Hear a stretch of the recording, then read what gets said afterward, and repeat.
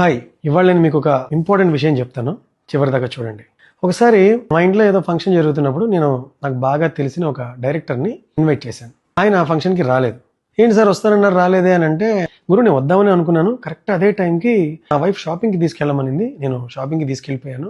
నీకు తెలుసు కదా నాకు నా వైఫ్ అంటే ఎంత ఇష్టమో, నా ఫ్యామిలీ అంటే ఎంత ఇష్టమో, బాగా చూసుకోవాలి గురు, ఫ్యామిలీ అంటే ఫస్ట్ ప్రిఫరెన్స్ ఫ్యామిలీకే ఇవ్వాలి, చూడు నేను ఎంత బాగా చేస్తానో, మా పిల్లలు ఏం అడిగితే అది, అంటే ఫ్యామిలీ గురించి ఇష్టమైన వాళ్ళ గురించి అడిగేటప్పటికి ఆయన చెప్తూ వెళ్ళాడు అనమాట. ఆయన్ని ఒక మాట అడగాలి అనిపించింది. సార్ మీరు టర్మ్ ఇన్సూరెన్స్ తీసుకున్నారా అని అడిగా. ఆయన ఏమన్నారంటే, ప్రతిసారి నెక్స్ట్ టైం తీసుకుందాంలే అని అనుకుంటుంటాను, మనకు అంత ఐడియా లేదు గురు దాని గురించి అన్న. ఫ్యామిలీ అంటే ఎంత ఇష్టం ఉన్న వాళ్ళు టర్మ్ ఇన్సూరెన్స్ని ఎంత నెగ్లెక్ట్ చేశారా? నా వరకు ప్రేమ అంటే మనం ఉన్నప్పుడు మాత్రమే పంచేది కాదు, మనం లేనప్పుడు కూడా మన ఫ్యామిలీని సేఫ్గా చూసుకోగలగడం.